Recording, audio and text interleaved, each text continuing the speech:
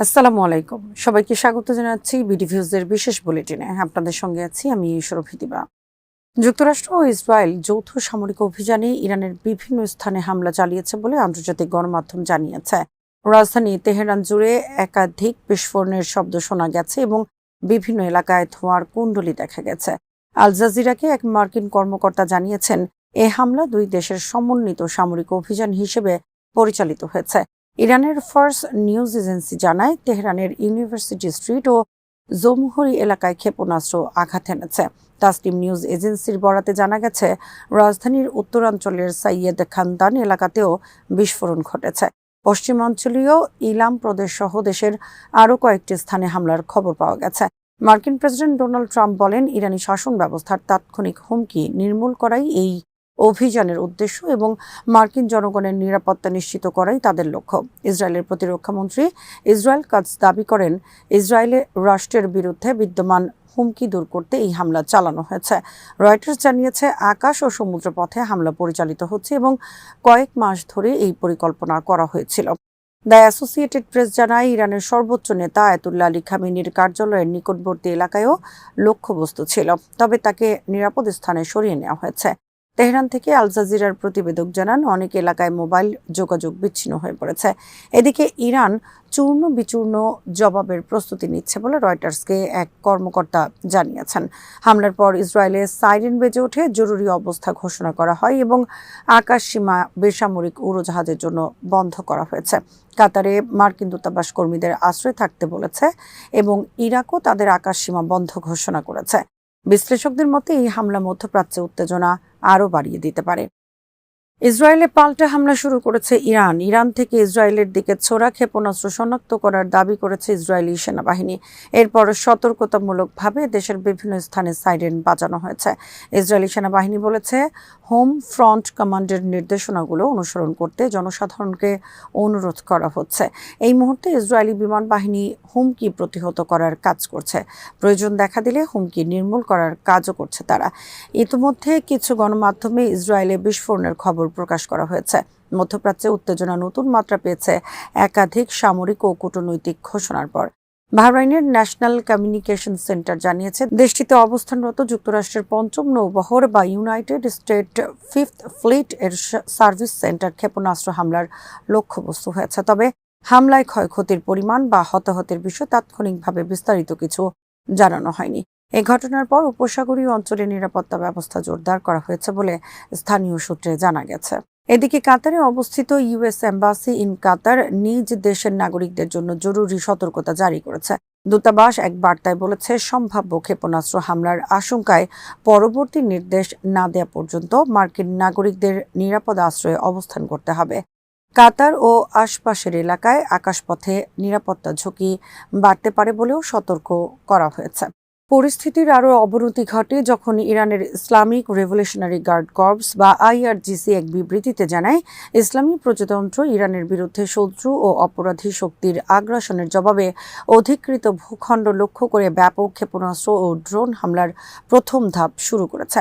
বিবৃতিতে সরাসরি ইসরায়েল ও যুক্তরাষ্ট্রকে দায়ী করা হয়। ইসরায়েলের দক্ষিণাঞ্চলীয় আল নাকাব ও মৃত সাগর এলাকায় সাইরেন বেজে ওঠার খবর পাওয়া গেছে, যা সম্ভাব্য রকেট বা ক্ষেপণাস্ত্র হামলার সতর্ক সংকেত হিসেবে বিবেচিত হচ্ছে। অন্যদিকে আল মায়াদিনের এক সংবাদদাতা জানিয়েছেন, তেহরানের আকাশে ইরানি বিমান প্রতিরক্ষা ব্যবস্থা সক্রিয় হয়ে মার্কিন ও ইসরায়েলি লক্ষ্যবস্তু মোকাবেলা করছে। সার্বিক পরিস্থিতি দ্রুত পরিবর্তনশীল এবং বৃহত্তর আঞ্চলিক সংঘাতের রূপ নেওয়ার আশঙ্কা ক্রমেই বাড়ছে। ইরানের রাষ্ট্রীয় সংবাদ সংস্থা IRNA প্রেসিডেন্ট দপ্তরের একটি সূত্রের বরাত দিয়ে জানিয়েছে, তেহরানে ইসরায়েল ও যুক্তরাষ্ট্রের যৌথ হামলার ঘটনায় প্রেসিডেন্ট মাসুদ পেজিশকিয়ান সম্পূর্ণ অক্ষত ও নিরাপদ আছেন।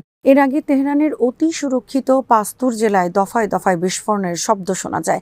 সেখানে প্রেসিডেন্টের কার্যালয় ও সর্বোচ্চ নেতার বাসভবন অবস্থিত। তবে হামলার পর দ্রুতই প্রেসিডেন্টের নিরাপত্তা নিশ্চিত করা হয়েছে বলে প্রতিবেদনে জানানো হয়েছে।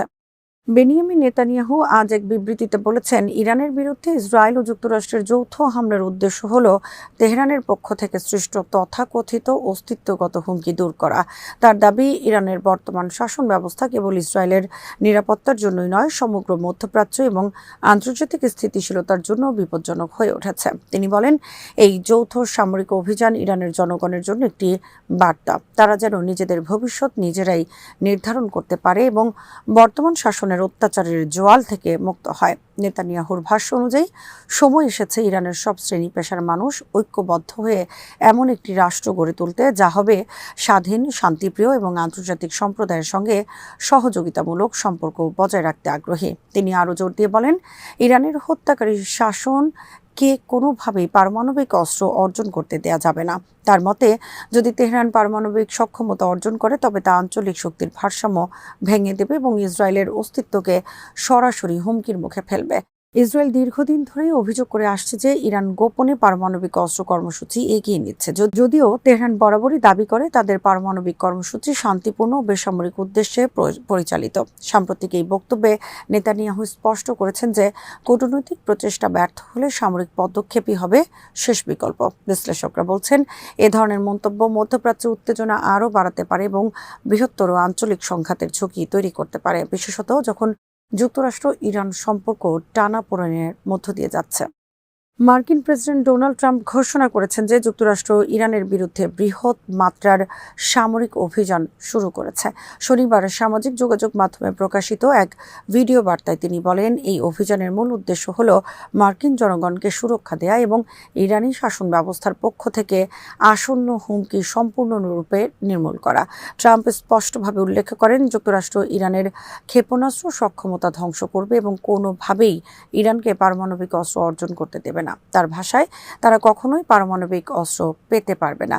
এই ঘোষণা এমন এক সময় এলো যখন মধ্যপ্রাচ্যে যুক্তরাষ্ট্র ব্যাপক সামরিক শক্তি বৃদ্ধি করেছে। যুদ্ধজাহাজ, যুদ্ধবিমান ও অতিরিক্ত সেনা মোতায়েনের মাধ্যমে ওয়াশিংটন তেহরানের উপর চাপ বাড়িয়ে আসছিল, যাতে তারা তাদের পারমাণবিক কর্মসূচি সীমিত করে।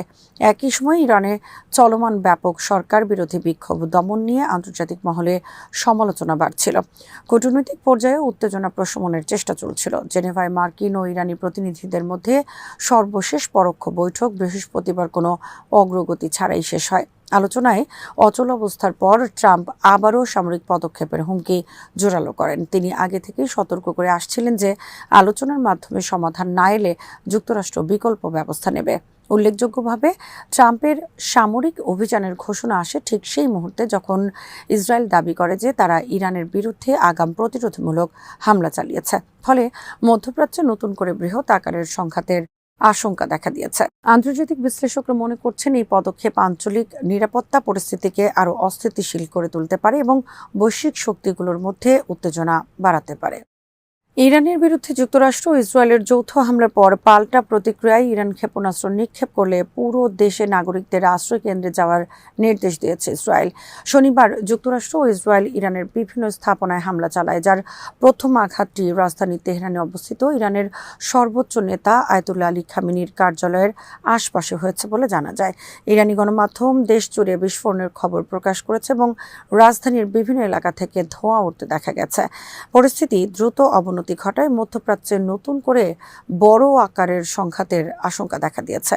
এদিকে যুক্তরাষ্ট্রের প্রেসিডেন্ট ডোনাল্ড ট্রাম্প সামাজিক মাধ্যমে প্রকাশিত এক ভিডিও বার্তায় ঘোষণা করেন যে যুক্তরাষ্ট্র ইরানে বড় ধরনের সামরিক অভিযান শুরু করেছে।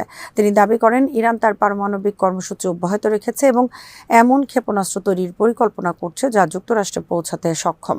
ট্রাম্প ইরানের জনগণের উদ্দেশ্যে বলেন, তারা যেন নিজেদের সরকারকে নিজেদের হাতে তুলে নেয়। একই সঙ্গে তিনি স্বীকার করেন, ইরানের পাল্টা হামলায় মার্কিন হতাহতের ঘটনা ঘটতে পারে এবং বলেন, যুদ্ধে এমনটা প্রায়ই ঘটে। হামলার সময় 86 বছর বয়সী খামেনি তার কার্যালয়ে উপস্থিত ছিলেন কিনা তা তাৎক্ষণিকভাবে নিশ্চিত হওয়া যায়নি। যুক্তরাষ্ট্রের সঙ্গে উত্তেজনা বৃদ্ধির প্রেক্ষাপটে গত কয়েকদিন ধরে তিনি জনসম্মুখে আসেননি।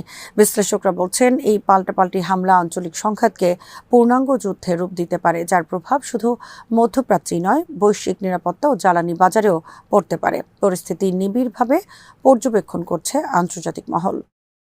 ইরানের বিরুদ্ধে ইসরায়েলের কথিত প্রি অ্যাম্পোটিভ বা আগাম হামলার পর মধ্যপ্রাচ্যে উত্তেজনা চরমে পৌঁছেছে। শনিবার পরিচালিত এই হামলাকে ইসরায়েল তার নিরাপত্তার স্বার্থে হুমকি নির্মূলের পদক্ষেপ হিসেবে উল্লেখ করলেও তেহরান একে সরাসরি আগ্রাসন হিসেবে দেখছে। রয়টার্সকে দেয়া এক সাক্ষাৎকারে এক ইরানি কর্মকর্তা জানিয়েছেন, ইরান প্রতিশোধমূলক কঠোর জবাবের প্রস্তুতি নিচ্ছে এবং সেই জবাব হবে চূর্ণ বিচূর্ণ করে দেওয়ার মতো। ইরানের সংসদের নিরাপত্তা কমিশনের প্রধান ইব্রাহিম আজিজি পৃথক এক বিবৃতিতে হুঁশিয়ারি দিয়ে বলেন, আমরা আপনাদের সতর্ক করেছিলাম, এখন আপনারাই এমন এক পথে হাঁটা শুরু করেছেন যার শেষ আর আপনাদের হাতে নেই। হামলায় যুক্তরাষ্ট্রও অংশ নিয়েছে বলে জানানো হয়েছে। ইসরায়েল একে তাদের প্রধান শত্রুর বিরুদ্ধে আগাম প্রতিরোধমূলক আঘাত হিসেবে বর্ণনা করেছে। এদিকে মার্কিন প্রেসিডেন্ট ডোনাল্ড ট্রাম্প বলেন, আমাদের লক্ষ্য হলো ইরানি শাসনের আসন্ন হুমকি নির্মূলের মাধ্যমে আমেরিকান জনগণকে রক্ষা করা। সাম্প্রতিক মাসগুলোতে তেহরানকে তার পারমাণবিক কর্মসূচি সীমিত করতে চাপ দিতে মধ্যপ্রাচ্যে যুক্তরাষ্ট্র ব্যাপক সামরিক সমাবেশ জোরদার করে। পাশাপাশি ইরানের চলমান বিক্ষোভ দমনে কঠোর অভিযানও আন্তর্জাতিক উদ্বেগ বাড়িয়েছে। প্রত্যক্ষদর্শীদের বরাতে জানা গেছে, রাজধানী তেহরানে অবস্থিত সর্বোচ্চ ধর্মীয় নেতা আলী খামেনির বাসভবনেও হামলা হয়েছে, তবে তিনি নিরাপদ স্থানে সরে গেছেন বলে ধারণা করা হচ্ছে। এর আগে ইরানের প্রেসিডেন্ট মাসুদ পেজিশকিয়ান সতর্ক করেছিলেন, খামেনির উপর হামলা হলে তা সর্বাত্মক যুদ্ধে রূপ নিতে পারে। পরিস্থিতি দ্রুত অবনতির দিকে যাচ্ছে বলে আশঙ্কা করা হচ্ছে। আজ এখানেই শেষ করছি। সবাই ভালো থাকুন, সুস্থ থাকুন আর দেখতে থাকুন বিডি ফিউজ। চ্যানেলটি ভালো লাগলে সাবস্ক্রাইব করুন। সংযুক্ত থাকুন আমাদের ফেসবুক পেজে। আল্লাহ হাফেজ।